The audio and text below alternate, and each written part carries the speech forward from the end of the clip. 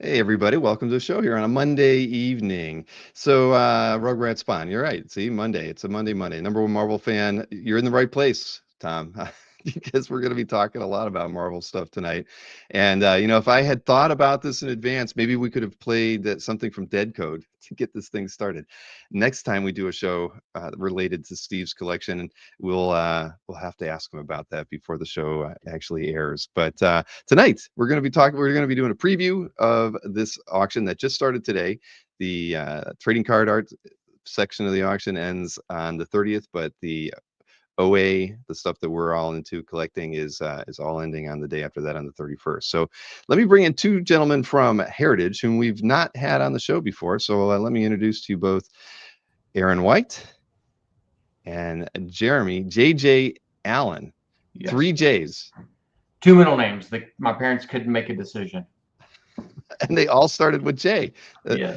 Amazing. Well, that happens sometimes. So Consistent. welcome to the show, guys. It's a pleasure to have you here. We were just kind of we had about 5 minutes to talk before the show started, so I did not get your full credentials for why we're all here tonight. But it's always fun to talk about auctions, especially ones that are kind of collector centric. Heritage has a history of hosting event auctions that are tied to collectors who are diverging from where what their collecting tastes are and moving on to something different, or they're kind of rebooting their collections. I remember you had the Glenn Crane auction several years back, and he's still collecting very strongly, but he had an incredible auction with you guys, right? And here we have one with Steve from Deadcode, who a lot of people on Comic Art Fans are very familiar with. If they've seen or ever visited the Lakeview collection within the site, you've seen some of Steve's collections. But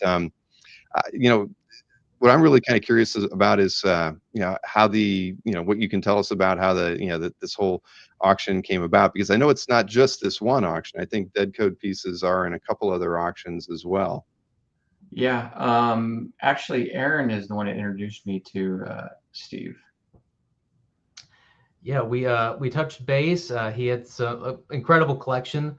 Uh, uh, as we discussed what he had and what his goals were, it became clear that I need to bring in some colleagues, some heavyweights, and so Jeremy stepped in and went out and was able to kind of get his head around everything, and what an incredible collection it is, truly.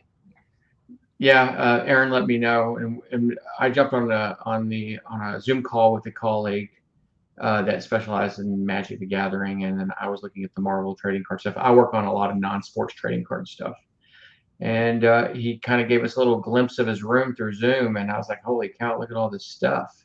And he invited us to come out and gave us a tour of the house and showed a lot of the cool things that he had there. He's into a lot of different things, and showed us his studio and everything he's working on. And then we sat down and started looking through the cards, and we just like he was willing to like let a whole bunch of stuff go so he could buy some more things.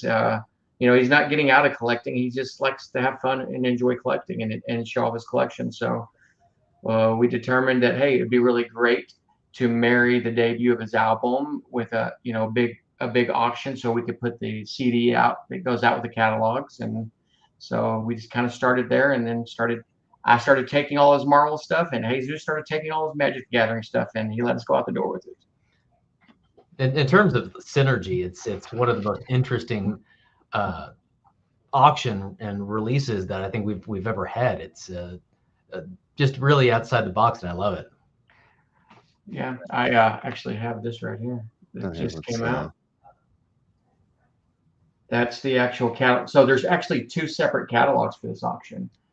So the day one is on a Friday, is all Magic the Gathering, which I don't have that catalog with me, and then day two is on a Saturday. This is going to be all the Marvel trading cards, sketch cards, and original art. So this is actually the first time that we've shown the cover. I don't even think Steve has seen this yet. I was gonna say, I know I don't have a copy of that one yet. Yeah, it's on its way out. They're actually all being delivered. You're going to get the Magic one and the Marvel one together with a copy of a CD and a 6-card trading card set featuring his band. Now, have you guys done anything quite like that before? As part of the marketing around an event auction like this one? I have done some stuff in the entertainment department. I don't know about the comic department because we always do crazy stuff. I did trading card Game of Thrones auction that we had. We had a big Power Ranger auction. We made some Ruby Slipper cards, and we did some cool little collabs there. I don't know what Aaron's has done in the past. Yeah, we've never had anything quite like this in the comic side. So yeah, being a part of this is very exciting, and yeah, we're thrilled.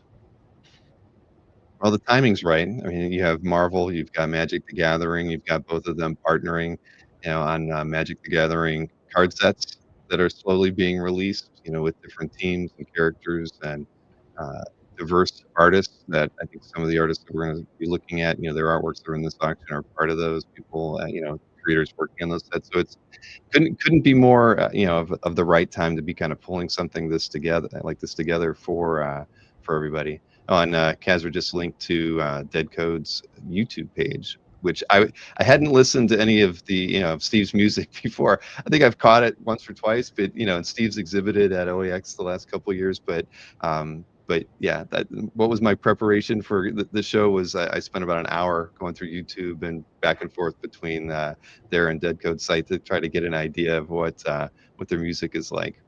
I believe he's actually on tour right now. He has like a small test tour to get kind of warmed up with Filter right now. Hey, you always make that joke about you could have been a rock star or something, but Steve actually is, and he's an art collector, and and if anybody who's had the chance to talk with Steve knows he's so down to earth, and and he loves the game. I mean, when we had a Magic the Gathering, gaming evening, and he was right in the thick of it, playing Magic with a lot of like people who are just getting started, just to kind of have fun. So it's fun, having somebody of his kind of caliber is one of us, somebody who really enjoys these the finer things in art collecting and trading card art, collecting as well. So yeah, Bill's rave. I don't think I've ever been to a rave though, but thank you, Marcus. So, before we kind of dive into this too, I wanted to, since I would assume most of the people in the audience don't know much about either one of you and how long you've been with Heritage and what your focuses are within the company. I know that, Jeremy, you're on the pop culture side. Aaron, you're on I know you know a lot about Magic the Gathering and other things. So maybe start with you, Aaron. I mean, give me a little bit of a background on, your professional career and kind of how you got into this business to get started. Yeah, I kind of stumbled in with Heritage in 2008.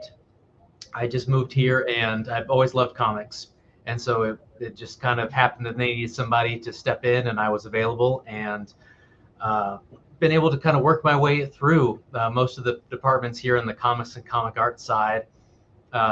Did operational work, and then I moved into comic grading, and then I moved into consignment directing work and valuations, and that was 2008 I started, and I guess this has been I just passed 17 years last week. Now, what do they do for your 20th year at the company? Do you get some kind of a plaque or anything special? Something. I guess I'll find out at 20 years. All right. And what about you, Jeremy? I'm much closer to being a rookie than Aaron is. I'm the director of pop culture, so I'm in the entertainment division. So I'm dealing with music, entertainment, toys, action figures, TCG, non-sports cards, all the stuff that kind of revolves in that area. I've been with the company for about 3 years. I've been collecting since 1988. I had a card shop when I was a kid. Started in sports card collecting, and then was going to art school at the same time. So I was kind of always just enjoyed all of it, no matter what the character was or the license was. I just kind of loved just trading cards in general and the sets and set building, and watching it grow from the 90s to what it is today, and just kind of like all of this stuff. And I do a lot of stuff here at Heritage. I work on events, and we're always looking to do stuff outside the box and stuff. So that's kind of where I've been focusing. Very nice. Yeah, dog alert. I saw a cat earlier too, Aaron. Yeah, a cat right behind Aaron walking around. It wasn't a black one though. They get along well though, right? We're not going to have any disturbances. No, they'll be fine. I think they got all their fighting out earlier today, so it should be ready to snooze. Yeah, no, well, that's cool. So that's what's interesting about this auction, and stuff that Steve would bring to the table. So it does involve a lot of different areas within heritage. Somebody want that? There we go. There you go. Very nice. So but again, that's what I think is pretty cool about this. And if we could have tried to get Steve to pop on, but like you said, I think he's out and he's very busy these days getting ready for that tour he's going to be on. Yes, I did. I talked to him the other day, but he was asking about something else, but I forgot to mention if he was going to jump on this or not. Well, there's still a couple weeks to go. He and he's if he has free time, we've always got time for him on the channel. That's for sure. But so with regards to you kind of said that you were actually I did an interview with Steve, so I probably have been virtually in the room that you were in, and I know that it's just amazing, filled with stuff, lots of artwork. But so you got to go through a lot of that and just see some of the artwork he had on the walls that were part of his permanent collection as well. Yeah, there was a lot of stuff that you wouldn't let me take. Did you say, how about this, or what do you think about that? I felt like I got a lot of pieces, right? I think we have a total of 5 auctions that he's a part of. Well, actually 6, because Aaron had some stuff here recently as well. He had some artwork that he sold. And then he gave us an array of things for our Star Wars auction that came up. So we had, I don't know, I think another 10 pieces there. And then we're doing a garbage pail auction. He had every box ever created for Garbage Pail Kids, all kinds of different artwork around that as well. And we have a separate auction for that. So even after going through his stuff and seeing that all the cool stuff he was in, it was like, it's great being with him because it's like being with another collector. We're on the floor, on the ground, digging through boxes, and it's like being with a friend, right? But even after we took everything we took, I felt like we barely scratched the surface of what he had in there. Well, I didn't know he was in the Garbage Pail Kids too, but that's he's got books in there, skate decks. He's into a little bit of everything. We're gonna have we do these crib videos where people do walkthroughs on how they display their collections and stuff. I'm gonna have to ask him to do one of those sometime. I know that his wife is trying to keep his collection in a certain part of his house, but it's like growing into the hallway. Mm-hmm. Well, I mean, here's a good question for you both, because a lot of collectors, they like to have that signature piece that people see when they walk in their home. I mean, do you have something like that from your collection, whether it's a piece of art or, just what could be anything, right? I mean, for me, yeah, my wife's an artist, so I go to art shows and stuff all the time, but she's more into abstract, acrylic, doing stuff. So my entire house has her canvases all over it. So basically, I'm limited to this room. I was gonna say, so they're not. So your guests are not talking about uncut sheets of basketball cards that are. Yeah, she won't allow any of that outside of this room. I mean, she's even snuck one of her pieces off here in the corner, which I was trying to get rid of, but I better not. Not if you want to. You don't want to do that. But what about you, Aaron? When do you have something? No, I mean, this room here, this is all of my stuff up on the walls or put away. But yeah, I've got very little in the main areas in the common spaces, which that's kind of how it worked out. Yeah. Nope. Strange. I actually don't have original art in my front room either. I was thinking about that. If you go through the rear entrance to the house, I have a large Silver Surfer painting by Mike Allred on the mantle, but no original art on the other side that everybody who would normally be walking into the house would have. But yeah, I do have one 1990 Impel marble sketch. It has like 9 cards on it, but I don't have it displayed. I don't even know where it's at. I got so much stuff I don't even know where everything is anymore. So. Well, yeah, I think we all have that problem to a certain extent. Anybody who's been at it for as long as many of us have. I mean, yeah, I'm actually. If you could actually see outside of this area, it looks like boxes blew up with cards and stuff in them. Yeah, that is the collector's problem. I mean, I just moved pretty recently, and I had to do such a purge, and you're just getting rid of so much stuff, and it's hard to imagine where all the stuff came from. How did you accumulate all of these things? I felt that way when I went to my garage the other day. I was like, I don't remember buying half of this stuff. Right. And the thing is, anything you find, you remember that you do like it, and you don't want to let go of it, which is again, where like this auction gets its start is, a guy who's got a lot of stuff, and he's got to figure out which things he can part with. Because Yeah, there was a couple of things that he wouldn't let go with. In the Garbage Pail Kid, he has a series 1 sheet, uncut sheet. He wouldn't let go of that. But it's really cool to see that whole set framed up on the wall. Well, if he's into it, then that'd be it. That's I've got an uncut sheet of Wacky Pack cards up on the wall. What year? Okay, I don't even know. Because I just bought it one day at a Wizard World like 25 years ago, so I've been holding on to it ever since. And yeah, but no, it's my pride and joy. It's the one that, so anybody walks my office, that's the first thing they see is that. So no original art, but Wacky Pack trading card, stickers. So. But yeah, like, I just saw Kazra post a few minutes ago where he said that, Steve owns about 60 framed 2018 Marvel masterpieces by Simone Bianchi. And, that's, clearly Steve's passion I mean, it has always kind of rested within collecting, trading card art as it relates to the Marvel masterpieces sets and those surrounding it. And, he's got an amazing collection and well represented from all the artists that have contributed artworks to it. So that's why you missed out not going to OAX the last couple of years. We've had a lot of that artwork on display, whether it was in Steve's booth or special galleries that we've put on, and it's something that we're really kind of proud to have them being associated with the show, being showrunners of the card art side of things too. It's a whole new world for me to learn about stuff too, because while I've seen a lot of the artwork before, like we were talking about earlier, and I think it's worth mentioning here, for me, I started collecting original art because I was a comic book collector, but both of you kind of said that you came to this hobby differently, right? So Aaron, you get, from a background standpoint, kind of explain that, how you came into being a comic book fan and comic art fan.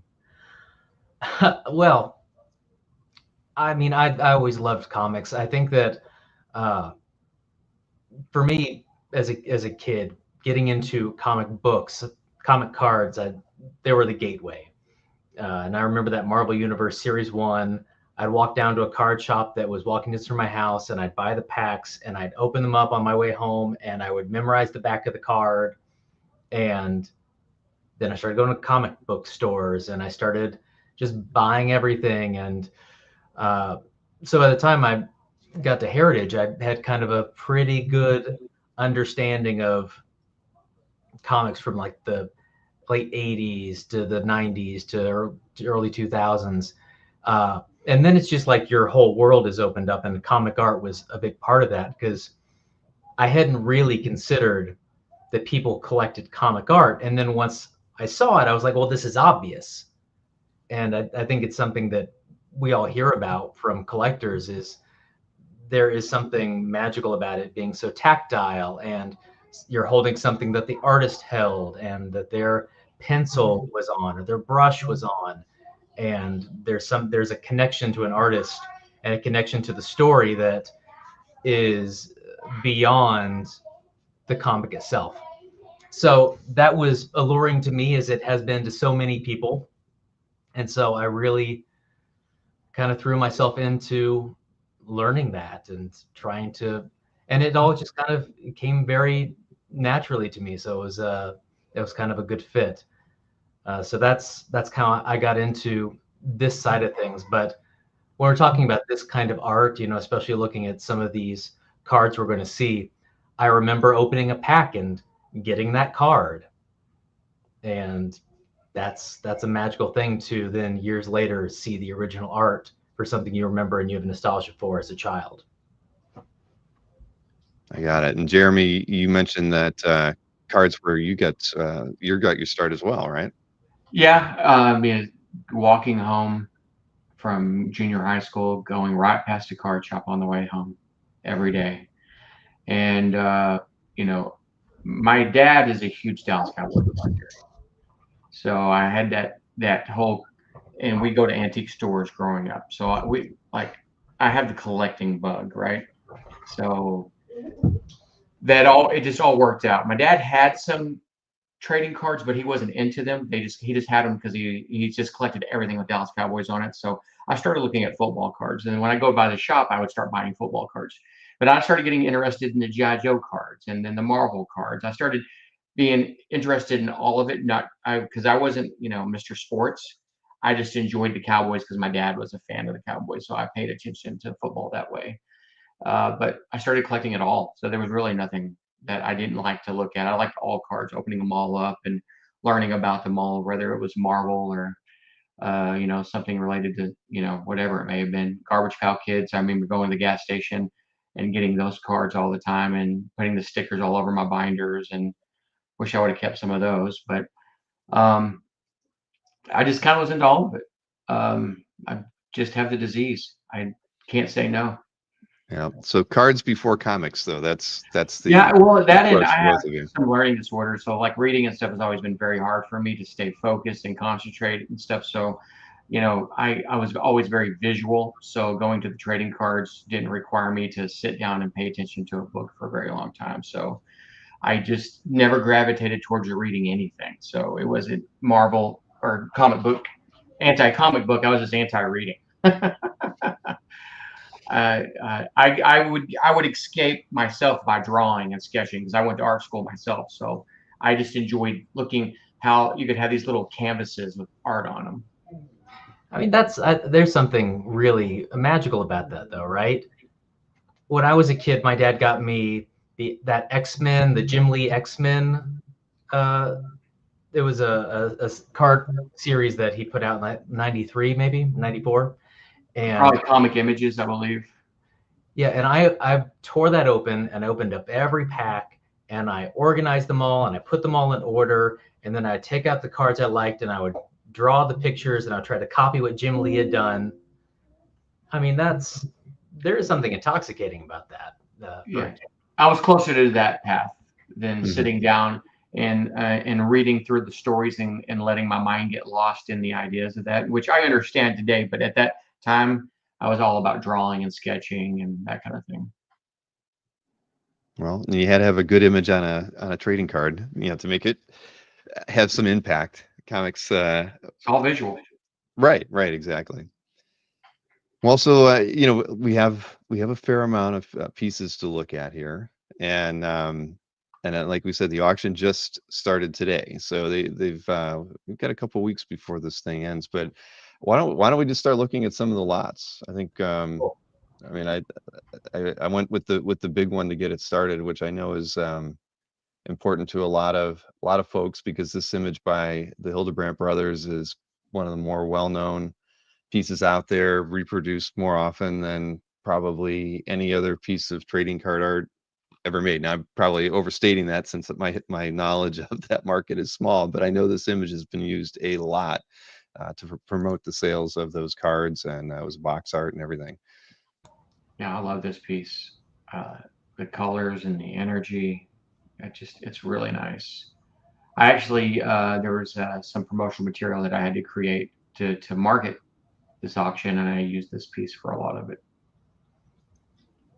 Yeah, it really is an incredible piece, and yeah, in terms of comic art or card art, yeah, I'd have to agree. This has got to be one of the most famous pieces from that realm. It's kind of cool when you get to see a 12 by 15 type piece of a trading card you've seen 1,000 times as a kid, to see the actual piece of it, and then because you can't see the strokes and the detail in the card that you can when you're looking at the art.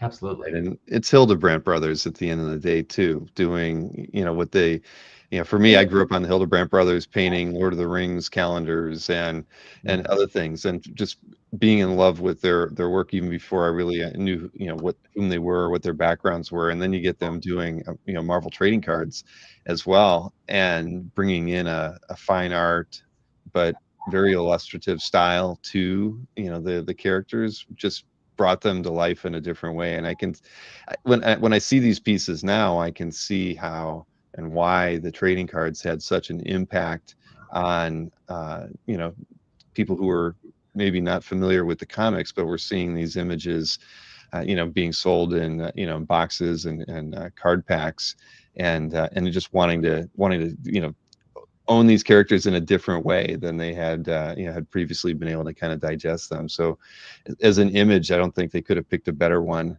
to kind of be the kind of the signature image for this set. Well, you know, and looking at a piece like this too, when you're getting all this color and the saturation and the vibrance of this, and it's focused on Spider-Man and whatever the art may be.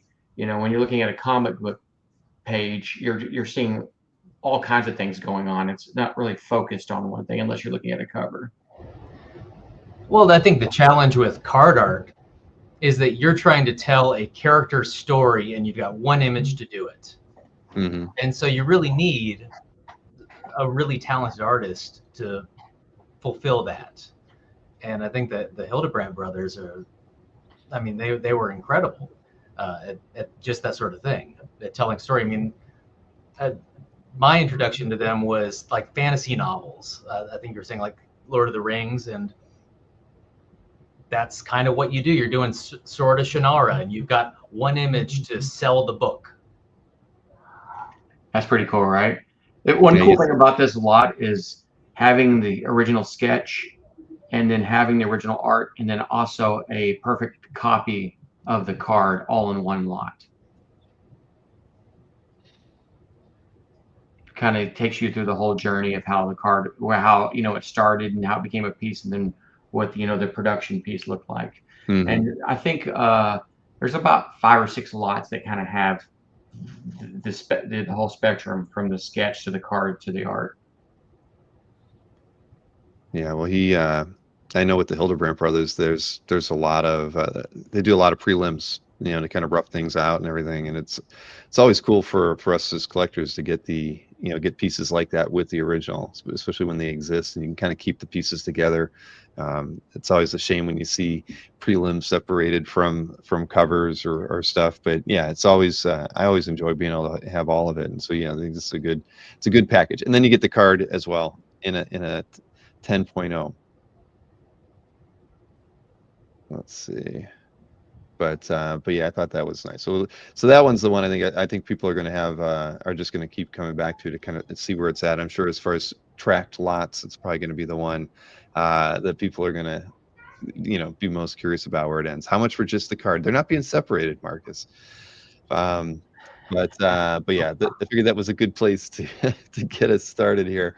That is the most popular lot in this auction in terms of views. As it should be. Yeah. It's a really great lot. It's not my favorite lot, but I really do like this one. That's my favorite lot right here. This one here, and this. Yeah.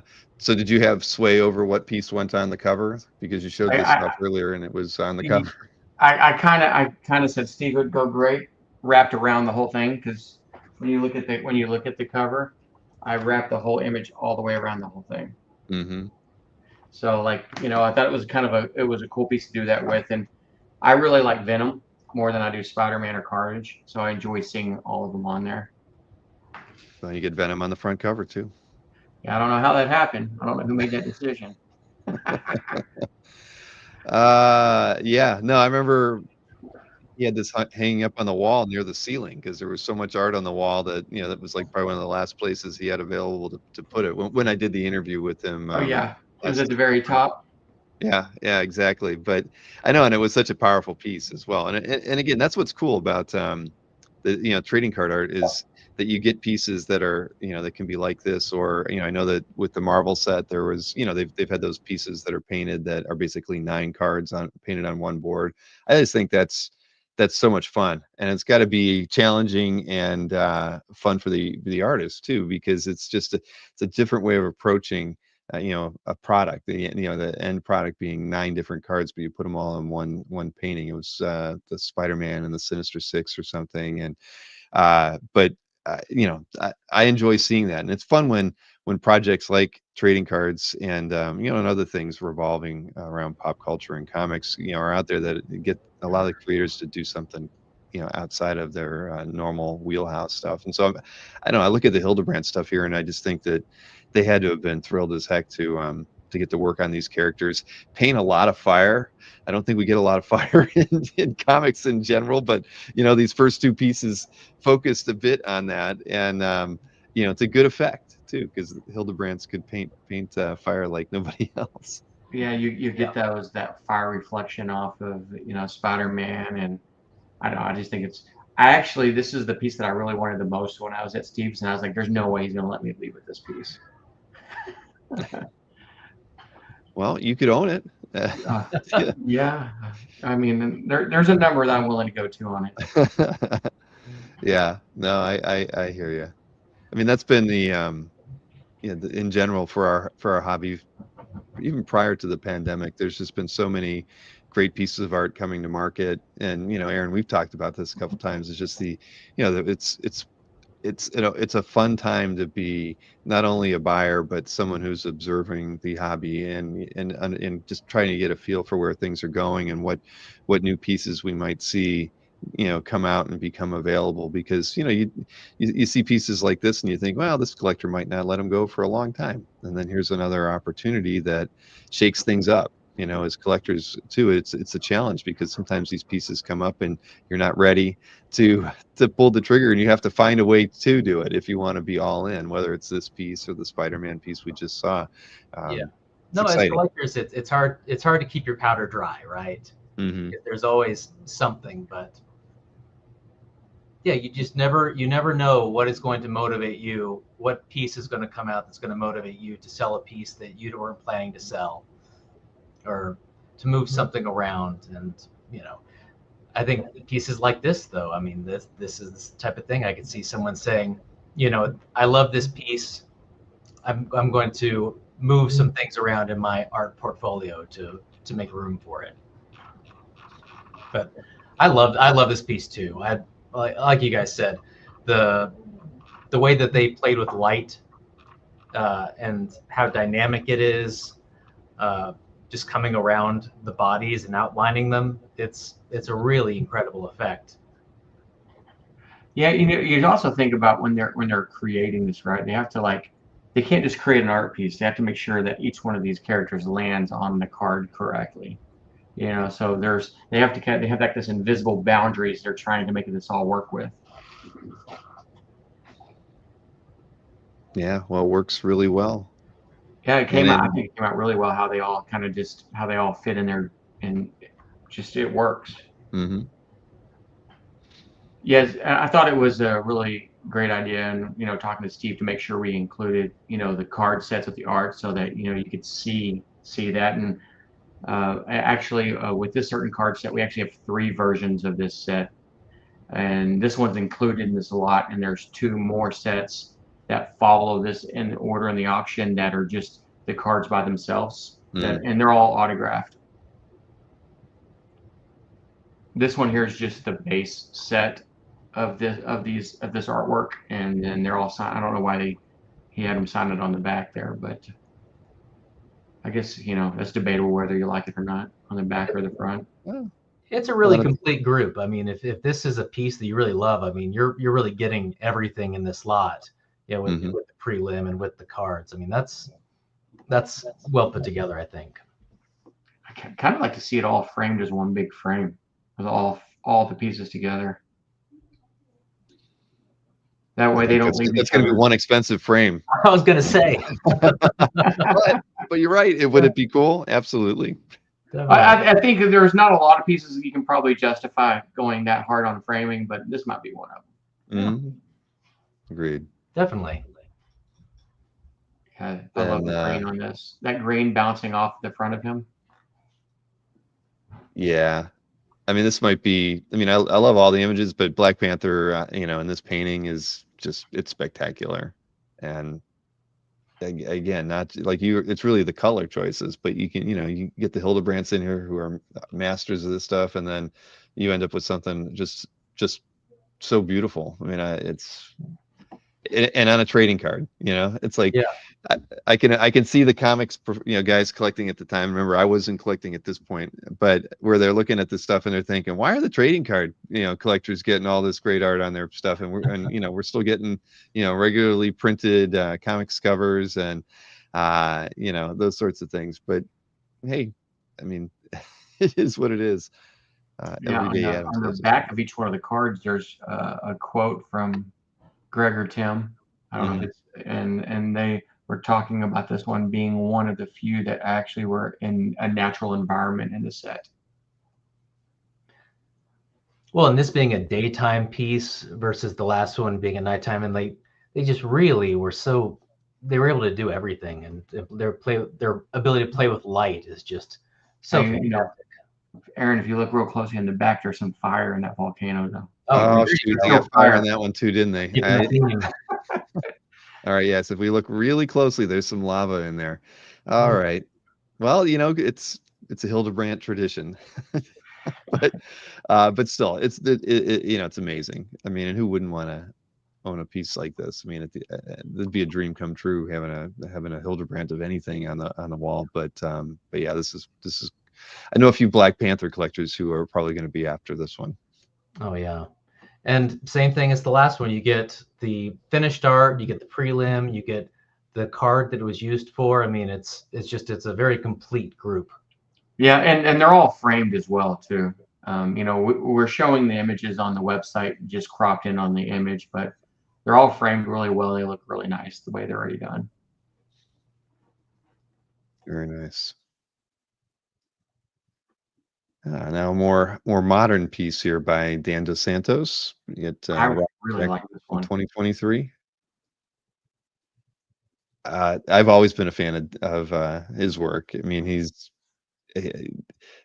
he's masterful in many ways, and have the idea that he got to do a whole set, spend I think what a year plus, you know, working on all these pieces. I mean, that's it's an honor, but I mean, you know, it's probably it's still got to be its own little burden on you know, on the creators to a certain extent. But when they accept the challenge, and you know, that's why we've got these great sets by Jesco and Bianchi and DeSantos and Palumbo and the Hildebrands. I mean, it's just I think there's a tradition here that you know, that when DeSantos comes in and at this point in time, you know, he not only, you know, he wants to be up for the challenge and he wants to just take it to a whole new level. And I mean, this is a great card, but there's every piece. I mean, I remember the Thor piece that is you know, that I think that's in Steve's collection. I remember seeing that at OEX in year one, just being blown away. I mean, I you know, I could have looked at that painting for an hour and just seen different things in it throughout it. But uh that's what makes these sets really enjoyable, is I think the artists want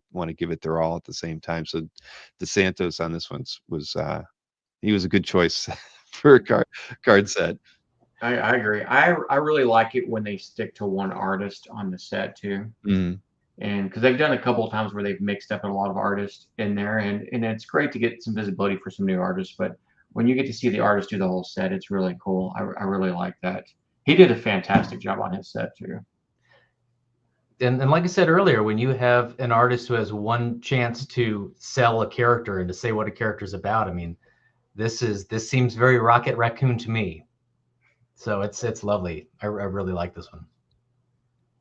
Oh yeah, and you know, Dan's gotten to work on the Magic the Gathering Marvel crossover. You know, he was in the first releases. We've seen some great stuff from him, and for us, it's fun, right? You get a guy of his talent and caliber still working within the Marvel world, and you know, it's just it's a fun time as a person who appreciates the arts to get you know, such talented painters being, you know, getting to dabble in the Marvel universe. And yeah, no, I think I love this card. Rocket Raccoon's great, and I mean, I just look forward to more more work by Dan over the next few years. Just, you know, getting to be surprised with what we're going to get to see. Yeah, I know that Upper Deck has lost the license of Marvel to Topps, Hmm. and I'm hoping that Topps embraces the artist in their sets moving forward. I don't, they haven't really done much of that with like Marvel, so I'd like to see how they're going to handle that moving forward. Yeah, I think there's um, a lot of, there's a lot of questions out there on what the direction, is going to be, and and how they're going to approach it. But hopefully they have the same care and approach to the product as we've got in the last few years. Yeah. And it's really nice to have original art that's not digital, like they're representing all these pieces, which I just completely love. I just hope that we can keep doing stuff like that. Right. Well, you as you might imagine, we as original art collectors want less digital, more traditional, artwork out there. It's what we, always remind, the artists about, and the artists know that too. I mean, while speed can help you do 2 or 3 times the amount of work if you do it digitally, um, if you can do your cover traditionally and sell it for 3 or 4 grand after it's done, that's kind of nice too. So it's you want to try to keep everybody. We hope that you'll see more traditional work kind of stay out in the as kind of the main approach for the creators. Let's see. I know. Oh yeah, another one from Dan. I mean, Dan's just awesome. The color here. I don't think that's Flame behind him either, Jeremy.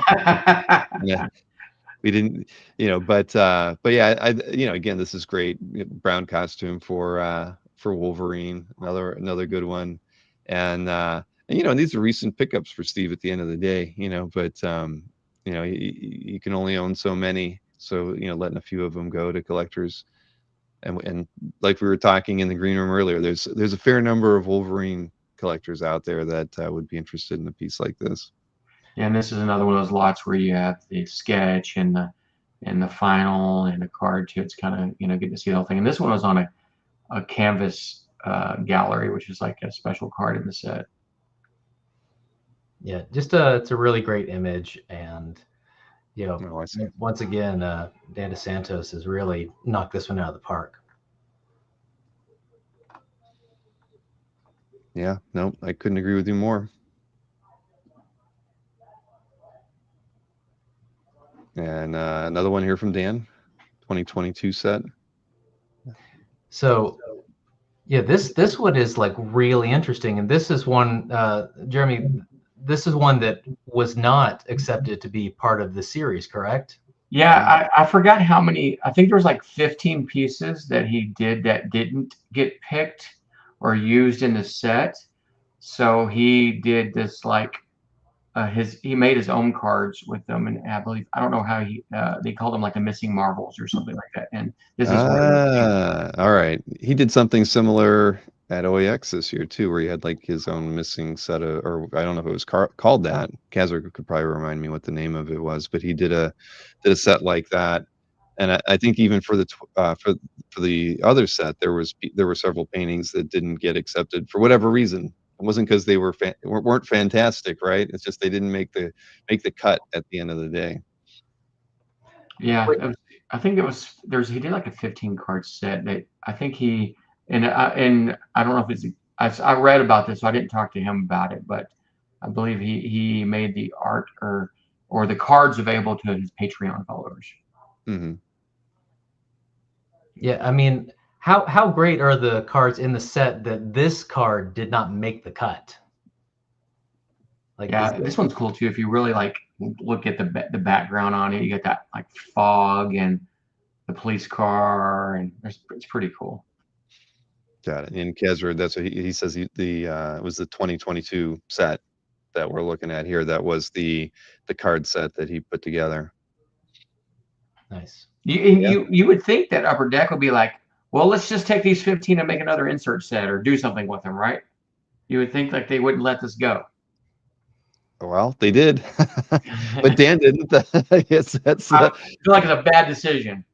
Right. Well, I mean, it's all the spark and what the focus is. But yeah, well, kudos for Dan for not letting all that effort slide. At the end of the day, we had his Tiger painting was the Card Art Expo's main image, and it was fantastic. I mean, the idea. I mean, I would have been very happy to have a piece like that in my collection, but yeah, I get what you're saying on this too. Let's see. So here's good one from 2016. Joe Jusko, of course, the guy behind the 2016 pieces. There was made a lot of publicity, and recently when Steve got the whole set. I think that was it was late in 2024, but it was just so cool. I mean, there was a live stream that was done. Joe was interviewed live as part of that, and it was just neat being able to see a lot of these pieces all together on display, not necessarily gallery setting, but be able to see so many paintings from the set all spread out so everybody could look at them was pretty one of the cooler things I think that I've seen on a live stream in our hobby, and the last maybe the last year. It was just we don't have too many, you can't say we have too many like major events in collecting. When special pieces come up, those are always neat, but they're singular. But you don't necessarily see a lot of cards or artwork that like a whole book get unearthed or something like that. So this was really, really special to see. Definitely. Yeah, one in the '92 Joe Jusko masterpiece sets. Is one of the ones that got me. Between the '90 Impel set and the '92 Marvel masterpiece set. With all of his artwork in it. The Spider-Man that was in there, and I just love it. Yeah, that's really. I'm glad you used that. That's really cool. Yeah, I mean, talking about cards as a gateway. I mean, I remember getting this set, and my dad had to hunt for it because it was hard to get, and he got me a complete set. And I just poured over those, and like Joe Jusko was like, this guy is incredible. These paintings are incredible, and everything was just really, really vibrant. And so I kind of think, as much as anything, that really got me into comics. So, and this piece is great. I mean, it's like it's the same energy as that first set for me. Yeah, Joe's style has always been very consistent. I mean, he's just, but yeah, this is such a great image of the Hulk. I didn't know the Hulk had a green tongue. That was I've never gotten close enough to see that, but now I have, and it just makes sense. Yeah. And Marcus agreed. Okay, good. But yeah, I always like Joe's work. I mean, he's a big Buscema fan. I think it carries over into his work in different ways. John Buscema, and he owns. I mean, Joe's got a good art collection on his own. He has a lot of John Buscema art, some Frazettas. I mean, he's a connoisseur of the medium, just like all of us are too. And I think that's kind of cool. We just had a show over the weekend on, what do artists collect, and Simone Bianchi was on that actually. And it's just neat seeing the reverence that the artists of today have for the creators who came before them and inspired them to become artists as well. And so, Joe's got, he's following in the footsteps of great people, and he knows it. And I mean, I think that inspires the artists to do great work. I love that. That's great. And there we go. Speaking of Bianchi, we have this Warlock, Adam Warlock piece from 2018. Yeah, Aaron liked this piece a lot. I think this is one of my favorite pieces in the entire auction. Like, the way that this is laid out is just top notch for me. So yeah, such a distinctive style for this artist as well. Oh yeah. So I'm excited for this one. Where is this one in? As far as the bidding goes, $775 on day one. Yeah. It's a bargain. Jump on in, Aaron. I might just. Let's see. I want to see. Sometimes I like to look at the views and see if people are agree with me on things. It's up there. It's definitely one of the more viewed lots. That's great.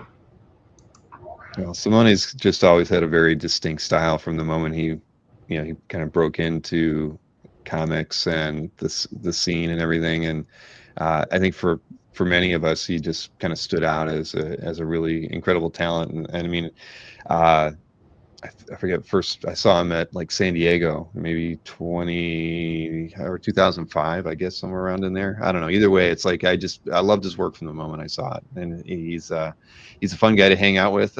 as well if you get the opportunity. He will be at OAX next year, guys. And, you know, Okay. in case you Is that just in an annual, or are you going to do that semi-annual soon, or what? OAX? No, right now it's just going to be annual. I don't know. There's it's a lot of work goes into it, and you know, we've been expanding the team here to kind of help us tackle it. But yeah, it's going to be an annual show for a little while. But yeah, Collected Casual said these cards printed really dark, so seeing the OA is awesome. Yeah, I mean, is there a card that comes with this one? Because that's No, on this particular one, there I didn't have a card with it. As we were going through Steve's collection, we had some things he already had paired up. Or mhm. I mean, one thing about Steve too, he collects A to Z, so he has all the base sets and insert sets all in catalogs and everything too. And I don't think he wanted to break his set for this because he's a true collector. And he knows what he has too. Yeah. But yeah, no. So I think this is awesome. Simone's work is just he's a great choice, and he's you know, as an artist, you know, he knows he's good. He knows he can paint these really well, and and it's great when you know, the publishers of the card sets, you know, see that and acknowledge it and give a guy like Simone the opportunity to just do artwork like this. I mean, I think it's, again, it's back to it's a good time. You know, it's a great time to be a collector and a creator in these fields. And then you know, I am a big Thor fan, so a Hella card art by Jesco from 2016 would fit really well into my collection.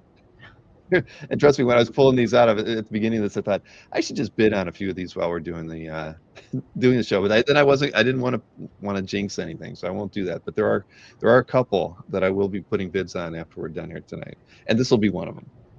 Well, that's great. I hope you're able to add it to your collection. Well, I can dream for the next 2 weeks about being able to add it to my collection. But yeah, I mean, come on. I mean, it's back to you know, Joe's love for you know, John Buscema. You know, when I think of Hella, I think of you know, John Buscema drawn you know, era of Thor, and this kind of captures all of that. And you know, but in Joe's wonderful style, I think it's fantastic. You know where it is for me is the fabric. Mm. I see a lot of Buscema in the fabric. But Buscema was such an incredible draftsman. Like, I really totally understand why so many artists see him as an inspiration. That's beautiful. Well, this is a good one, and so I have room. I can, at 625, I can put a bid on this one and get, you know, and raise it up a little bit. Number one Marvel fan is having a hard time. He doesn't want to look at anything in the auction because he wants to bid on everything. That's the trouble with an all Marvel auction there, Tom. Well, we're not stopping you from bidding on all of them either. Yeah. Oh man, and then okay, so we stay you know, within the Asgardian realm of things. Another 2016 card by Joe. It's awesome stuff. I mean, this is great. I showed this in the preview of the show, and I was thinking, how can I get a Thunderbolt to kind of crash through the the intro video? I didn't have time to mess around with it, but I thought about it because this deserved it. Yeah, I really did like your intro. I was watching that in backstage and watching it go through. It was really cool what you did there with all the art. Thanks. Hey, here you go. Stingray, who is in the chat tonight. He's a big Stingray collector, and he's happy that he's not been targeted by any Stingray art in this card set. So lucky you, Newell. But I just think you got to open up to some other things besides Stingray. oh, he's picked up a few things here or there, but I don't. But yeah, I think it's all. I don't think it's all aquatic related. You know, it's not. There's a few tiger shark pieces in his collection and a few other things. But yeah, I get it, Newell. Oh, here you go. I decided I didn't want to have that Jim Lee piece be at the beginning, so I threw it in the middle. So this is definitely Aaron's area. This was an oddball in the Marvel book. Yeah, right. Every Marvel catalog needs a Batman. of course. Of course, that's I didn't want to put it at the end because I didn't want to upset any of the DC folk who are watching tonight. So I had to put it in the middle. Wasn't going to start with it, but if you follow the Jim Lee and Scott Williams sales these days off of a certain dealer's website as the art drops, I mean that anything by Lee and Williams is always in high demand, especially his Batman work. I mean, heck, you could say his X-Men work too, right? Even more so because it's older. But the stuff that's been going out lately has just been, it's not like it's setting records, but it's blowing people's minds how in demand Jim's work continues to be. And I really do think that when Williams is he's paired up with Williams like he usually is, there's just something special about the two of them working together. And this is just a fantastic piece. It's a variant cover, but yeah, it's already over 15,000 just on day one, so you never know where it's going to end up. Yeah, it's a beautiful piece, and like you said, Lee and Williams together, there is something magical about that. And Jim Lee is one of those artists. I feel like he has just gotten better. Like, he was great to start. I loved his work in the 80s and the 90s, and the 90s was obviously when I got into it. I mean, obviously, but that's when I got into it. And it just seems like his craft just keeps growing. He keeps putting more tools in his toolbox. It's just really lovely. Yeah, no, I agree. So yeah, and again, stuff like this, a piece in Steve's collection, I would never have thought that, but there you have it. You just never know when you see something and you got to make it your own, and there you go. I Yeah, have some pieces I look at today and I'm like, why and when did I get that? What it speaks to you in the moment. exactly. Oh no, and we all know that. We call them squirrels here, and in the hobby, you just see something and you just have to go chase it, right? I mean, it happens, and there's nothing wrong with that. I mean, every once in a while, you see a piece of art that that you just have to have. I mean, I see that a lot when I look at. I mean, I love illustration art, but every once in a while, I'll just see a piece that I want to buy, like that I just doesn't normally doesn't really fit in with my collecting my collection in any way, but it's like when it's a nice piece of art, it's hard to pass up sometimes. I kind of feel it's your collection, so if it speaks to you, then it belongs in your collection. Mm-hmm. All right, well, switching back to the card art, here you go. We got a nice Punisher from 2016. Now let's see. So Jesco again, just I mean, great stuff, and something that's really kind of monotone. So you got blues and grays and some whites, and then just the gun flare and the shell casings and his face. But I mean, other than that, that's visually interesting, right? I mean, you see that kind of stuff, and I don't know. I'm reminded of those Zek painted covers, that were out there during the Punisher run, and so I think Jesco gets to tackle the Punisher, and he's got to be thinking about the painted Punisher images that have come before it, right? And so he comes up with something that's equally cool and dynamic and different, and here we have this great piece. I love the shell casings because that's a detail that you could have left off of this, but he put it in there, and it just kind of adds. It's just an interesting detail. Mm-hmm. And when you're working with so many different images, I think that it's fun that you take risks, because I think that this is a risk. I think like what you're saying, where you've got this monochromatic, except for the flesh and the shot or the gun blast. I don't know what that's called, but that is something that could be difficult to play, but it works. It really works here. Yeah, definitely. And I think when I was looking at the set, I mean, I know it's in 2016, but and this one has 15 on it. I think one of the pieces had 14 on it. So that tells you how long when Joe got started to when he was able to complete it. These things, in general, take a year or more to complete. I don't know, what his whole run on it was, and I can't remember which piece had a 14 on it, but it just, muzzle flash. Bob McCann knows a thing or two about guns, apparently. Thank you, Sideshow. So thank you.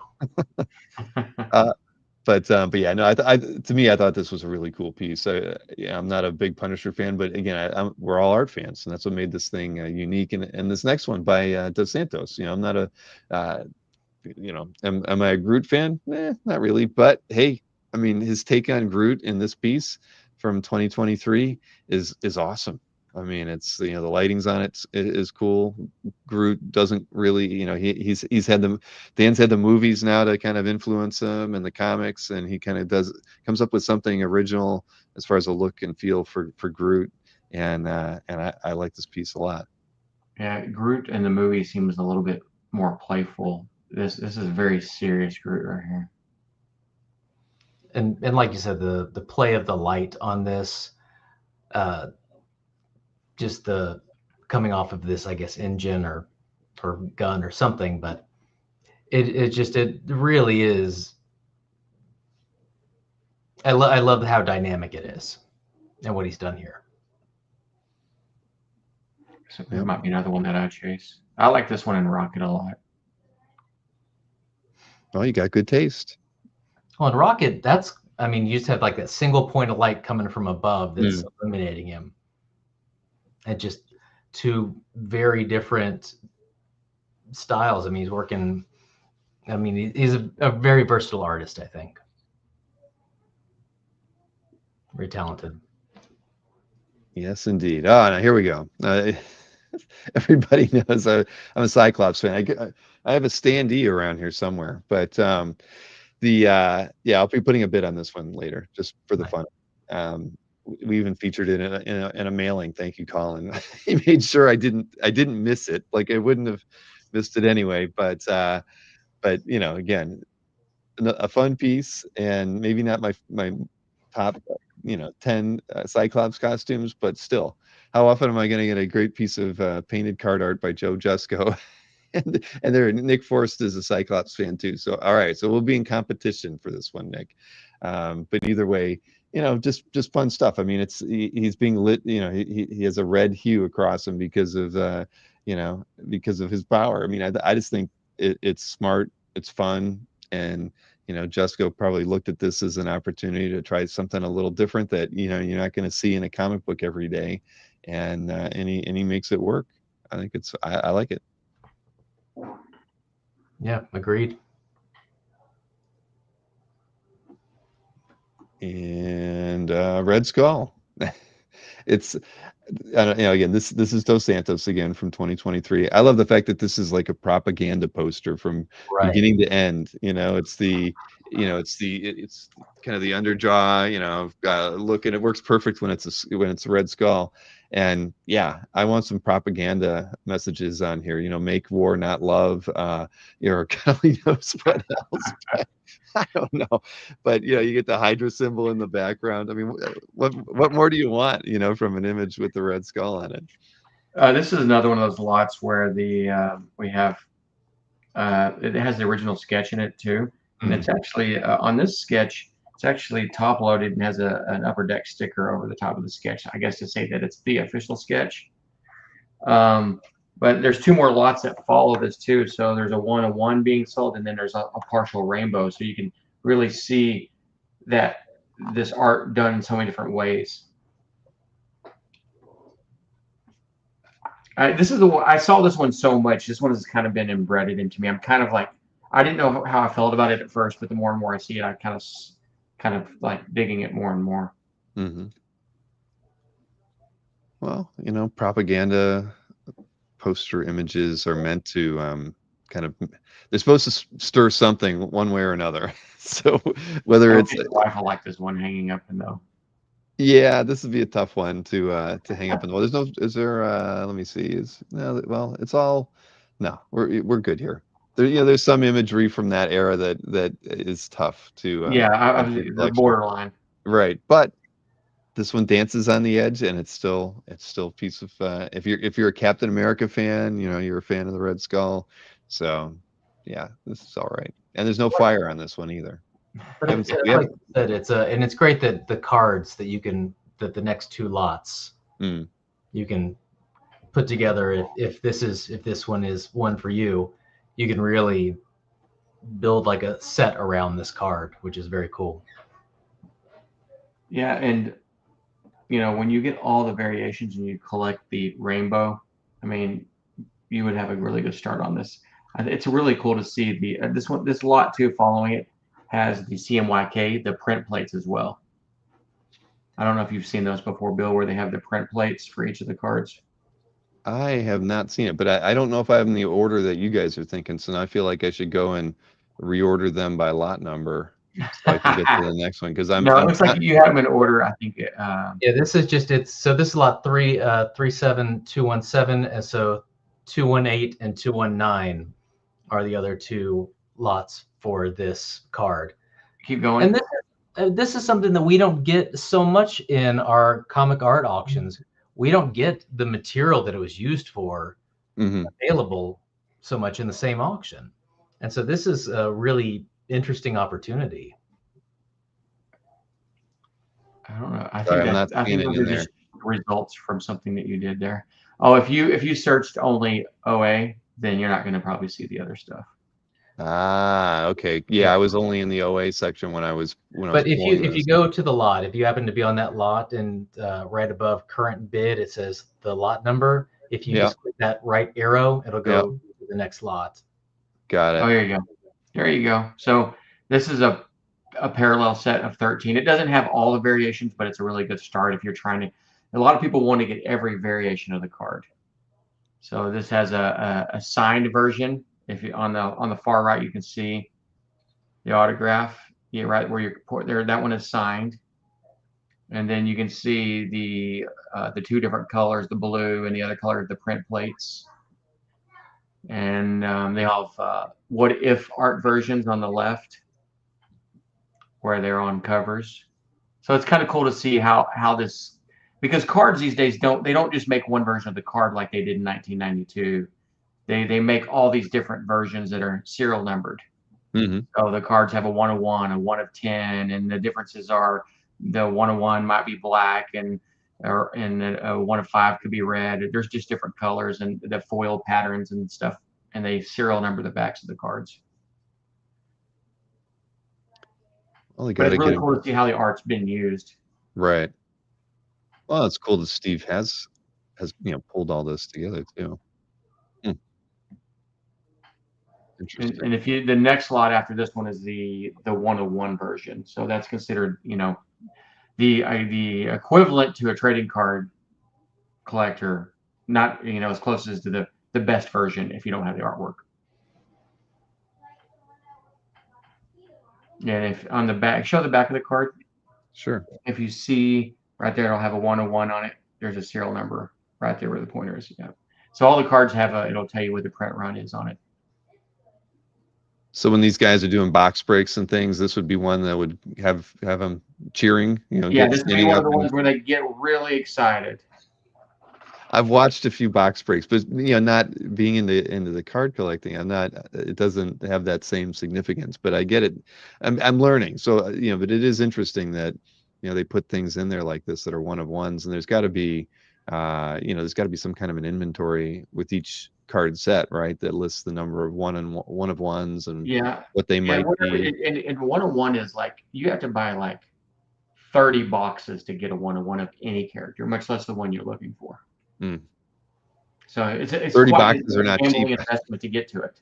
That's you're probably talking like 15 grand and up, and I'm probably even underestimating on what stuff like that would cost. But yeah, I get it. It's not a poor man's game, but it's fun. It's exciting if you can do it. So Landon in the chat says, if I had money, I'd buy all these Hildebrands right now. So would all of us. I think every one of us could say that right now. Yeah. And that Hildebrandt that was in the illustration auction, the Hildebrandt's Lord of the Rings painting, that was one of Steve's, and that was nice to see. We had that as at the Hildebrandt. We had a little memorial at the last OAX, so we got to see that in person. But that was nice to see. I know that Jean Chiraco said some nice things about that piece. She was very happy that it was in the auction and did well, and so that's always good to see. Yeah, that was a really beautiful piece. We had that hanging in the gallery and at Heritage, and yeah, just incredible. It's everything you want from the Hildebrands. Right. All right, so another Dos Santos. You get Havoc, And original costume. original costume, right? Yeah. And it's Cyclops adjacent for me, but I'm I'm not gonna be bidding on this one, anybody. So if you're a Havoc fan, he's all yours. But no, I again, just good stuff.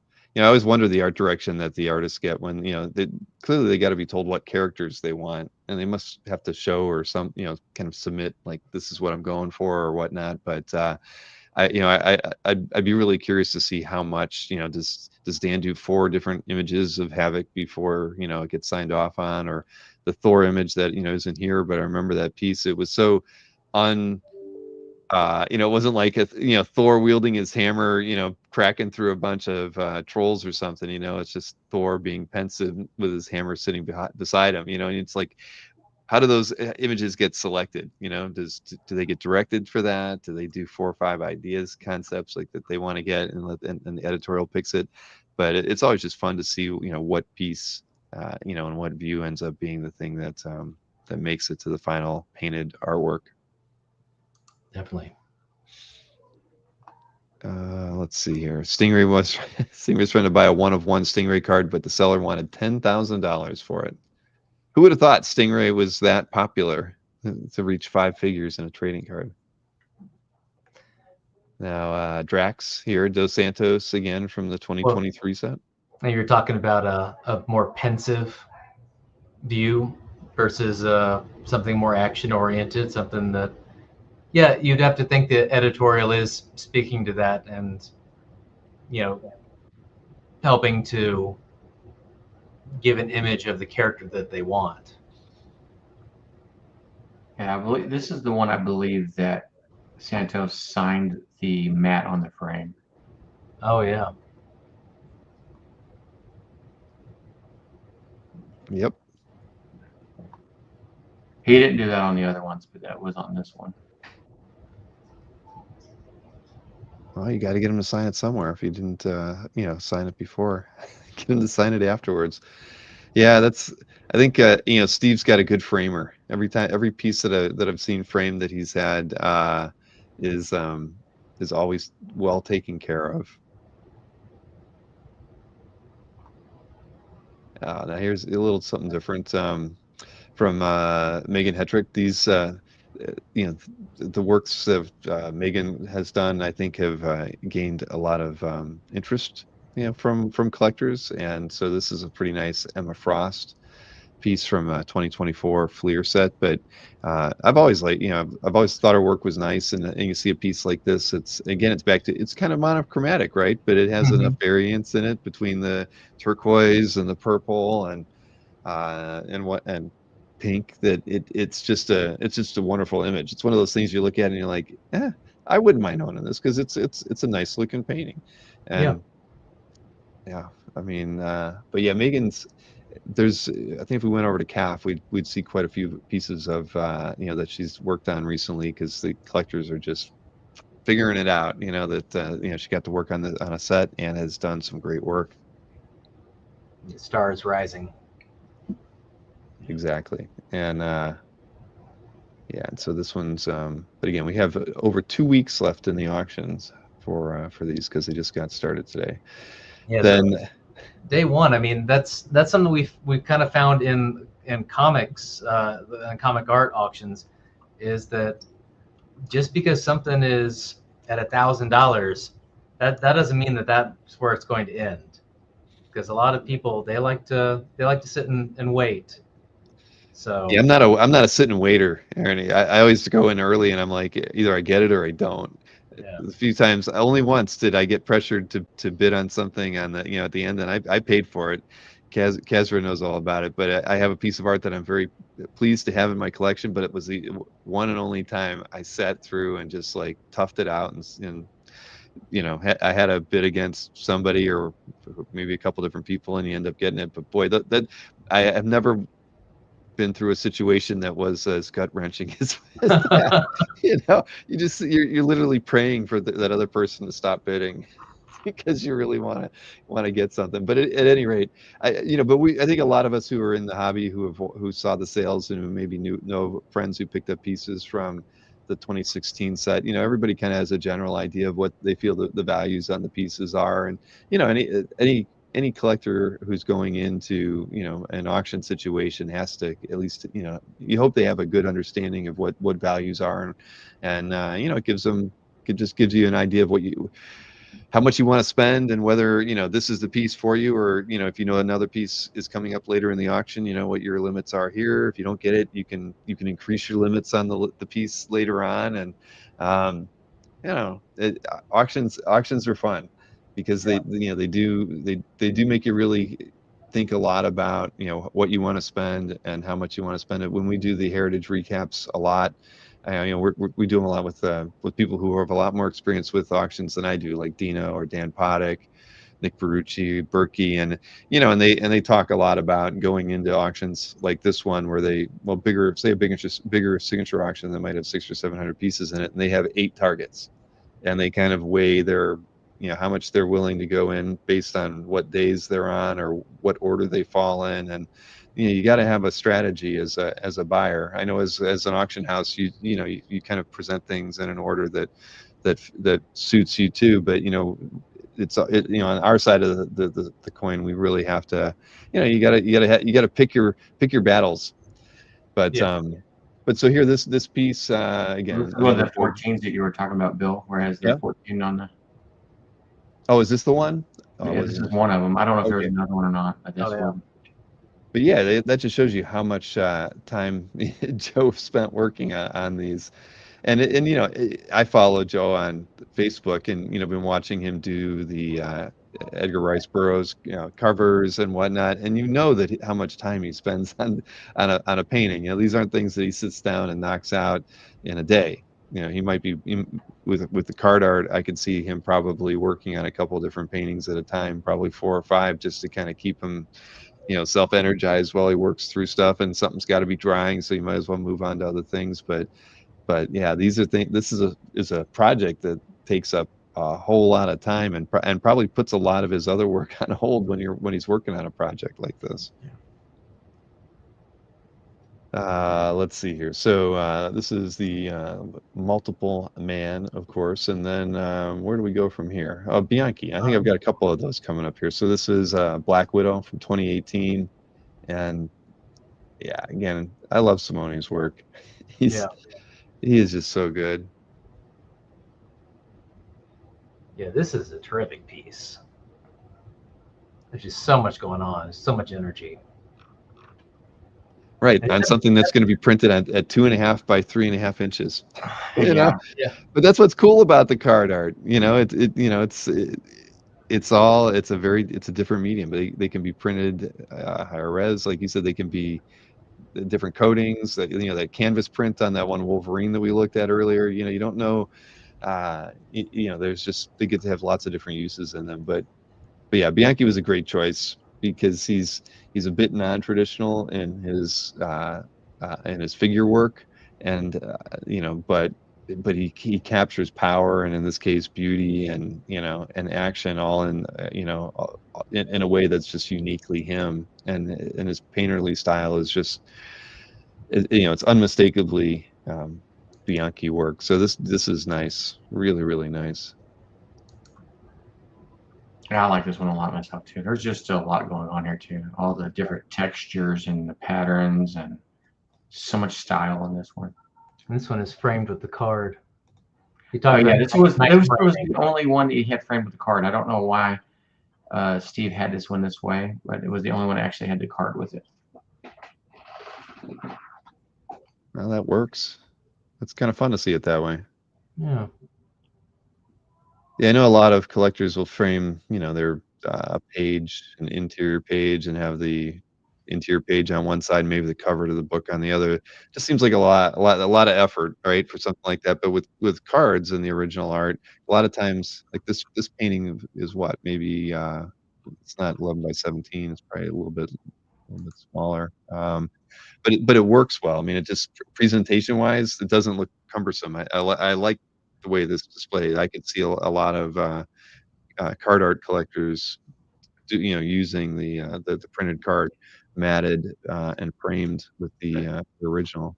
That's a 12 by 17. 12 by 17. Okay. Yeah, and Wow. then the frame is 20 by 30-ish. Well, that's Pretty big. that is gorgeous.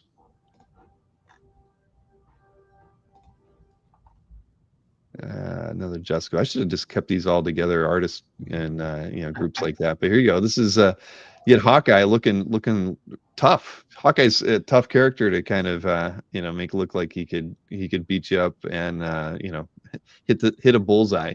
But yeah, this is a good one. I like the you even get the A in the background. I mean, this is a kind of a different approach for Joe, right? I mean, all those action lines and things around the character, and but it works. I didn't want to say badass #1 Marvel fan, but you did it for me, so now I can say that. Yeah, it's hard to make Hawkeye look tough, but this works really well. Yeah, and I guess he was doing this right during as the MCU was blowing up. So that's true. Yeah, 2016. So I don't know. I don't know. Hawkeye was considered that before Jeremy Renner came in, but maybe there are a lot of Hawkeye fans that would completely disagree with me. I don't know. There's no. I don't think we have any #1 Hawkeye fans in the chat, but maybe CJ says he kind of has a Bruce Willis. Yeah, I can see some Bruce in there. Yeah, I can see it as well, CJ.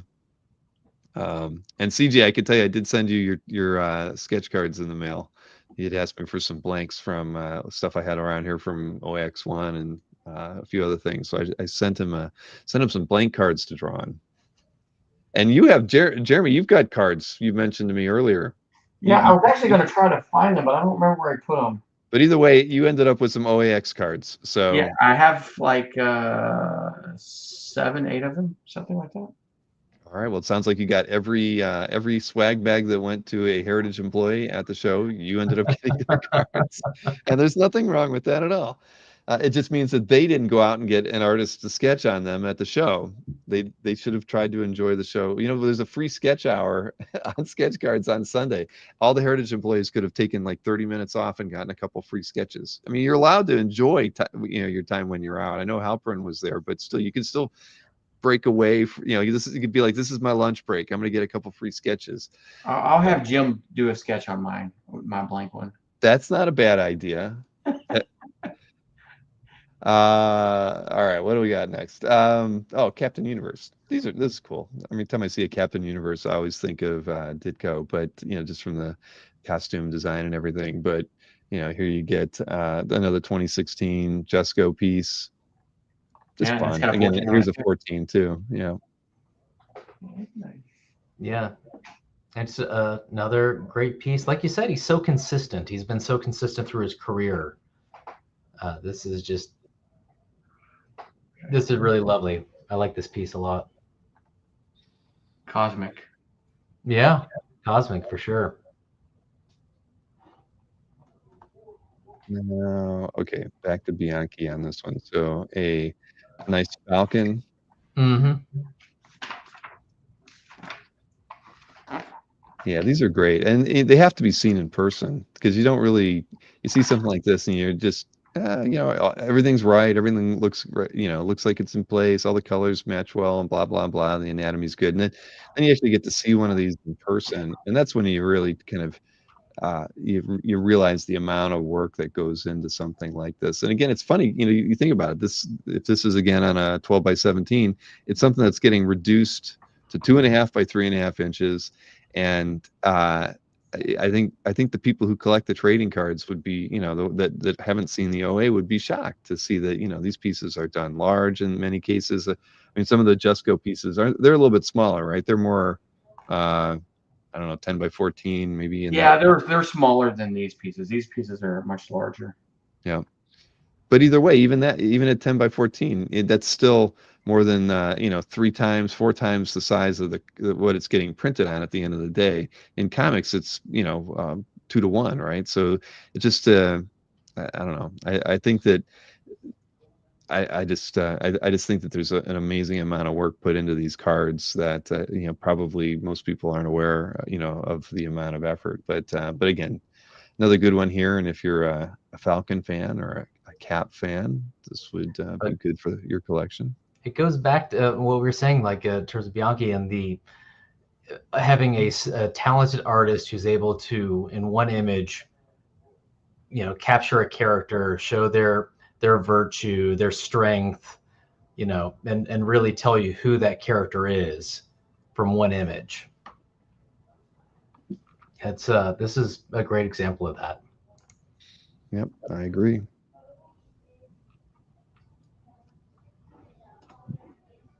Kitty Pride. Yeah. And this is 2023, another Bianchi. And this is from what? Midnight Suns Fleer set. Yeah, I believe that might be the only art that we have from that set. That comes with there's a sketch in here as well, and a card that's also signed.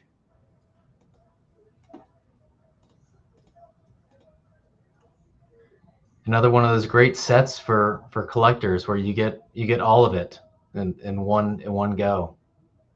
That's cool. This one, the card's actually signed as well. That's awesome.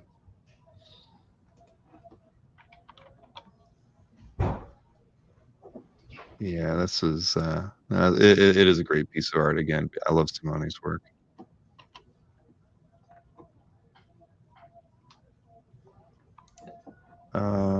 Let's see, and then like EM Gist. I've always EM. I saw him at a show, IX show in PA, in maybe like 2017, and was just blown away by his he had done a few Marvel pieces that were just for fun. So I'm in a show that's mostly sci-fi fantasy artwork, Magic the Gathering paintings and that sort of thing.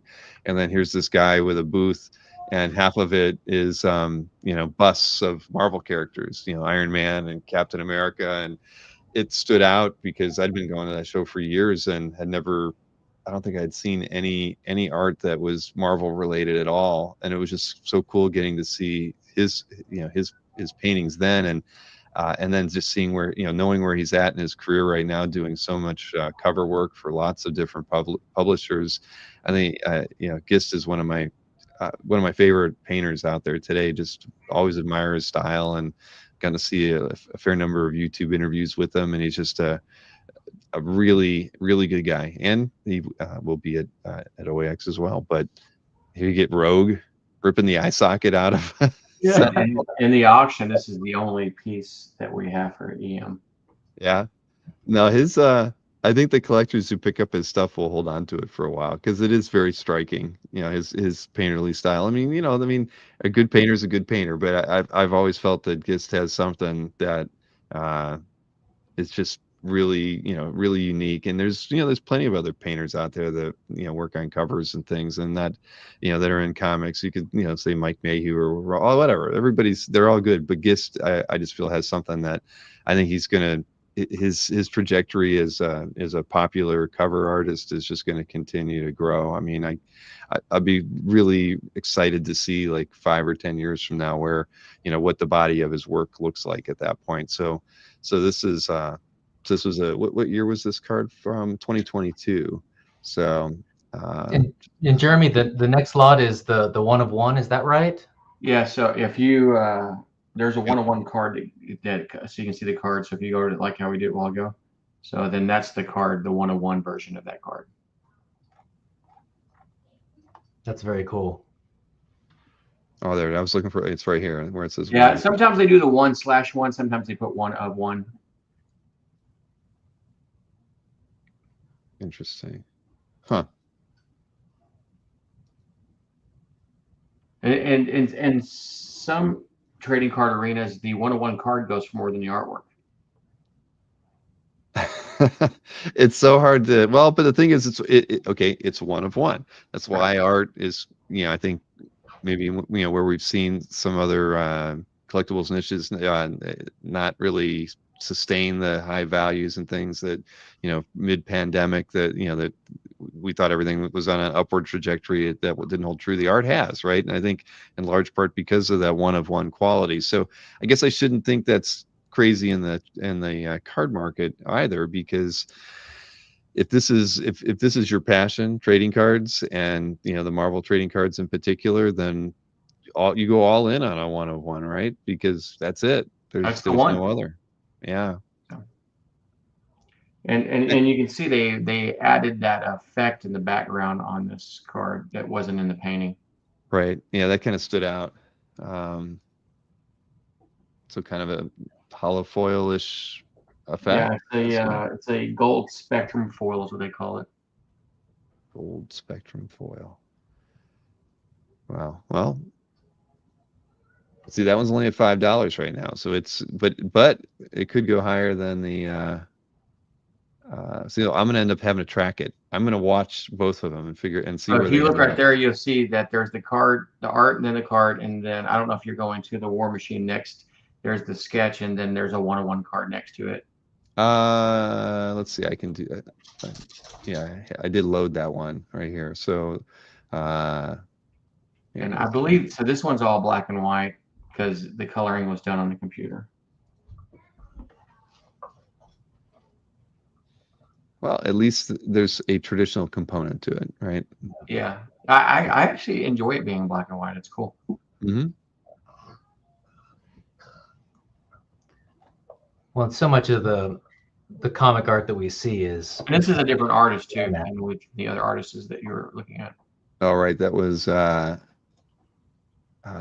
can't get the whole full last name now. I have to jump back here. Probably can't pronounce it either. Let's see. Cacao. I'm probably butchering that, but from the 2022 Fleer. Let's see, forward back to that. So then a one of one. That one of one. Yeah, and then it has that same kind of line, that gold spectrum coming through that the one of one has. Right. And so I would assume grade doesn't really have, like this is an 8.5. So that's grade on a 101 doesn't really mean anything because it doesn't matter. It's a 101. Right. It could be a 7.5 and it's still the only one made, so it doesn't have. And this is this is my gray area. That's why we're only talking about 50 pieces, 50 lots from this 350 lot. You don't want to go through all the cards, Bill? Not tonight. But I do think we should talk about it just a little bit. I mean, I've only got a few more artworks that I picked. Let's see, because I know you have several sets like this where they're, group of 9, just sketch cards, and I think you probably have more of the, a lot of these actually. I don't know what the count is, but maybe at least 8, maybe more. I think it's 8, maybe. I think you might have the right number. And I was totally guessing just after. Yeah, no, your guessing was accurate. Okay, but there's 8 of them that have 9 card lots, and then there were some other sketch cards that are more the 2-panel booklets. Some are 3-panel, some are 4-panel, some are oversized. So there's other versions of sketch cards, but as far as like having single sketch cards, we put them all in 9 group lots that have different artists and different focuses on the characters. And all the card sets are the same. Like this one says the 2022 Skybox Marvel Masterpieces group. So yeah, we put all of the way that was done so that every 9 card lot is from the same set. Right. Well, that's cool. So you're going to get a bit of diversity in these. And Steve personally picked out which 9 he wanted in each lot. See, when I remember Steve at OAX1, I didn't get to see it, in person myself, but there were videos of him showing off like just the books and books or binders and binders and binders of his collection of sketch cards. I mean, it was quite remarkable, and to think that all that art was on the floor and it was behind the table. Never got to see it, but we watched a video after the fact. So yeah, and you could tell how passionate Steve is just, for these pieces and how important it is to have them done on the right stock. And I just think this stuff this is an area that we as published comic art collectors are just familiarizing ourselves with. But so having auctions like this, I mean, Steve doing again, the timing on Steve having this auction is kind of perfect. You know, it's at a point in time when we're trying to learn more about this area ourselves. So, whoops, I think I had one other. Yeah, this was a Tom Morgan piece. I know that everybody knows I like Tom Morgan's artwork, and so this was a piece from a 1990 Marvel Universe card set. So a little out there. I don't know. Is this probably like the only piece from that set that's in this auction? It's the only OA that's in there. Mhm. There is some of the cards that are in the auction that that are high grade. It's probably the most collected set of all Marvels. It was mass produced, and even though they've made a lot of the product, it's still heavily in demand, and it brings a premium. Even the set does today. Mhm. It was a very basic set, and it's only had it had some holograms that you could collect that goes with it, and those are also featured in the auction. That's great. Yeah, and if you look at the framing on this one, Bill, you'll see that the art piece is in there with the card, so you can kind of see where the card looked like. Oh Yep. yeah. Yeah, this really scratches that nostalgic itch for me. I really do like it because this is a smaller piece to have it accompanied by the card and kind of a matching matte color stuff. It looks really nice. Yeah, that is that's a good way to do it. And you get the back of the card shown too. So you know that original art is out there somewhere because it's not on this piece. And I've sold, I don't know, in the last 6 months, like I think from this set, like 15 different pieces or so. Hmm. So I'm starting to see more and more of this come up. But, in the last 2 years, we started doing dedicated non-sports auctions. So we've been building them up month after month or every 30 days. So we've been getting a lot more of this stuff is coming up, and people are starting to see it. So I'm getting a chance to look at a lot of this stuff. Fantastic.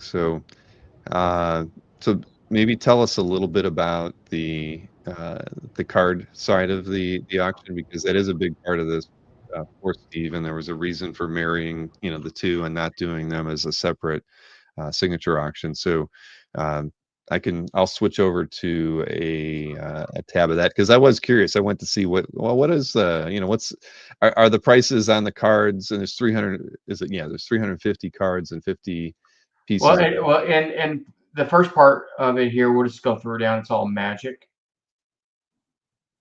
So it will so the way our auctions are broken up, it's two separate auctions, but they're underneath one number. So you're going to see the Mhm. magic and the marble all mixed in together, but the catalogs are separated.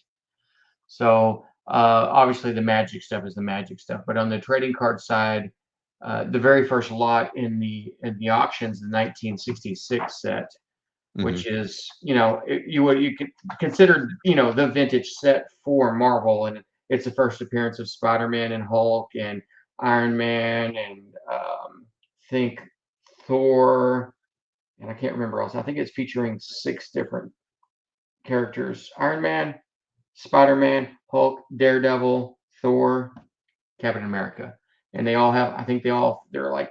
I think there's like 11 cards of each one. It's a 66 card set. This is going back, and the design around these cards are more comic book looking. Yeah, they almost look like panels from books almost, but But for they're not athletes, so these are not rookies. But you could say they're the first appearances on a trading card, which is equivalent to like a rookie trading card. So Mhm. this side is very sought after, and just like everything else Steve has, this one is a very good quality set because a lot of these ones from '66 are bent corners, and the white's not very white; they're really yellowed. So all these cards are pretty well centered. They're pretty bright white. It's a really nice set for anyone to have. You're not going to see lots of 10s and 9s and sets like this just because of the age and how people took care of them back then. Yeah, these are nice. They're fun Amazing. cards. Now that's the very first lot in the auction. Wow. So it goes from trading cards in order of release date, then it goes into uncut sheets, and there's 3 different uncut sheets, and then it goes into the sketch cards, then it goes into the original art. It just goes in that order. So is that how you would traditionally handle, a non-art? Because traditionally with the art auctions, it's A to Z based on the artist's name, but with things like cards, they typically go in an order based on age. Is that Yeah, common across because all? in the card world, it's in the card world, everything is like it's in 1966 tops Marvel. That's how you think about it. Okay. And so you're like the first thing you know, what year is the set and who's the creator? Because automatically when you collect cards, you're like you know where you're at with it before you go any further. It's just what's the year because we're knowing it's vintage. Is it new? Is it ultra new? Like is it made in the last 10 years? Is it made in the 90s? Like those are important for trading card guys. Yeah, and then I think if you push the next button on the lot, and we're not going to go through all the way through these because I know this is not a trading card audience, but that's the 1990 set where we saw the other artwork. This is just one of Yeah, the cards from it, and same there's an format. array of these cards. I think there's probably like I don't know, like 10 or 15 of those cards in the auction, and they're just high grades. They're really nice copies of high grade cards.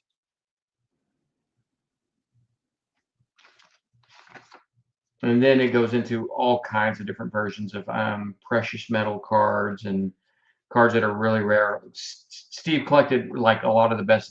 So a lot of these cards are 1 of 1s, 1 of 5, 1 of 10, high grade, the best of the best type stuff. Well, it's the auction's just getting started. Yeah, that one right there. And you like when you see a parallel, like that's a parallel to the red version. There's a green version, which looks kind of funny with the Daredevil when you see colors matches that don't work because the pattern that the cards are created in. So this is really nice color match version when you have where the parallel version actually matches the characters. So a lot of times those will actually go for more money than more of the rare copies just because people like the color match.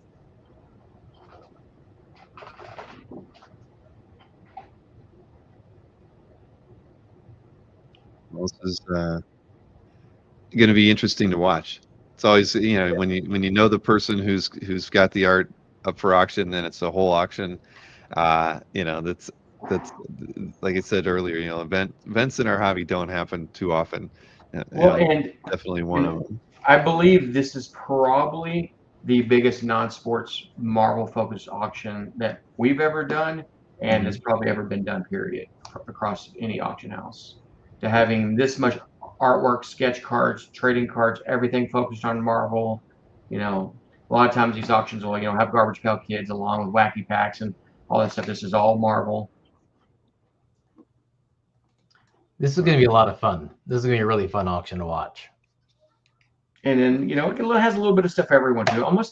I don't know that we've missed any of the characters. I think they're all represented somehow through the auction. And there's some of the sketch cards that are just crazy dynamic. There's one of Storm I just think's amazing. And I'm not like the biggest Storm fan, but the card makes this just the art is on it so nice. I'm thinking about bidding on that one myself just because the art's so great. You know what? Go scroll up. I think it might be right where you're looking. Right there. See that Storm card on the left? Take a look at that one. 2023, sure. And it had the back on it's really nice as well. So it's a 2-panel. Right. It's fold. I mean, you'll never see anyone fold them because it ruins the card. But really nice artwork for a small card. All that's created on that little canvas. It's not created at 11 by 17 and scaled down. It's all done on the card. Mm-hmm. So I think that there's this one here had a lot of detail and work on it compared to some of the other ones. Doing cataloging and writing descriptions for these sketch cards, you learn a lot more about all these other artists. Some of them don't sign, trying to learn their autographs. I mean, it's a little bit of a journey trying to figure out who all the cards belong to, who did them all, because they don't just write. They don't have the names of the artists on the cards. If they don't sign it, then it's a little bit of a journey. Right. Well, that's one of the things Magic the Gathering has always done a great job on, right? Is crediting the artists on each card, and I think that's probably what. There's a lot of things that have led to the longevity of that game, but I think embracing the creativity of the artists they choose to work with has always been kind of the thing that I think is appealing to people who play the game just as much as the card set is, and acknowledging the artists, and then it's back to the artists always wanting to do their best. And it's an honor. If you follow, I follow a lot of those artists on Facebook, and whenever they can say they've got a gig with where they're working with with Magic the Gathering, anything, it's a immediate rounds of high fives and everything, because that's like the pinnacle of being able to for a company to work with and an IP to work with. So yeah, I mean it's cool, and I think that that's one of the neat things about trading card art or card art collecting in general, is that it is rare, for people to get regular work in that, and the ones that do put in a great amount of effort to continue to keep working in them. I mean, got to meet Tony Perna in the last OAX, and I know that he's had a long career in doing sketch card inserts and card art, and yeah, I mean, again, it's fun, and this is a nice card, by the way, Jeremy. You should go for this one. I just I looked at so many of them, and for some reason I keep coming back to this one. You know how that some of the art just speaks to you. Mm-hmm. Yep. There's a really good Wolverine in there. It's a 4-panel, and Steve had so many more pieces, and it's like trying to figure out which ones we're going to play with and try.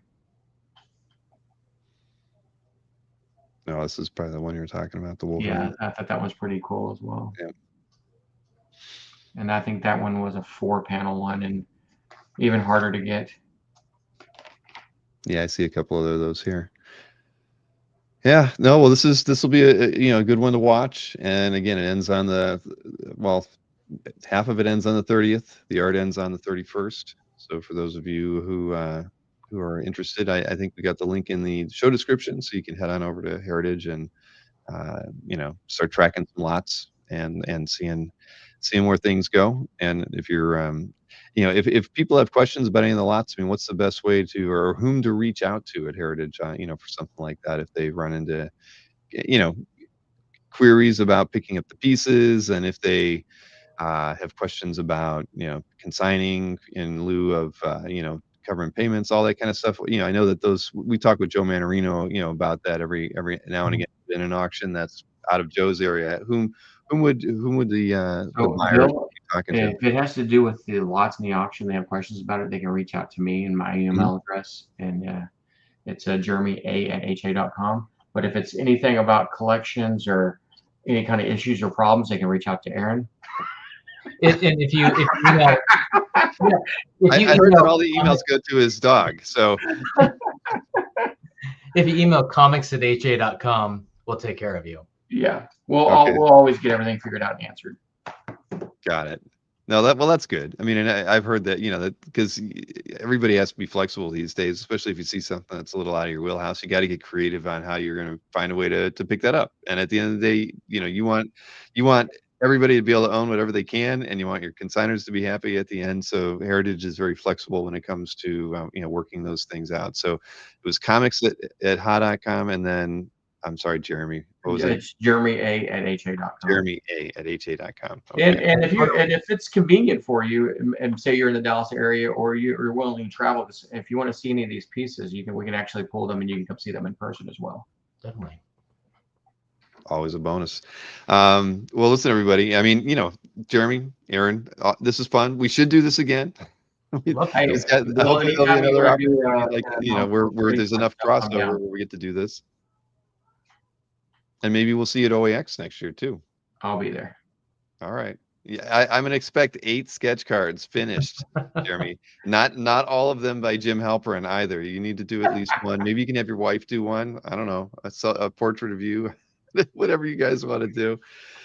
But yeah, I think you guys would enjoy it if you could make it out. It was a lot of fun having a lot of the team there last year, and as we expand stuff, the card art side of things, it's after doing an auction like this, there's going to be a lot of things that you're going to see and recognize and probably be as impressed as we've been, to see Steve's collection, things that are in his permanent collection on display, and the galleries and things. OAX is a definite fun experience, but again, this is we're all going to be watching this one, and again, I appreciate you guys hanging out with us and doing this tonight, and everybody in the chat for keeping things keeping it up the pace with us, I guess. So Enjoyed it, Bill. Thank you. Yeah, this was great. No, Very my fun. pleasure. So everybody, listen, have a wonderful evening, and we'll see you again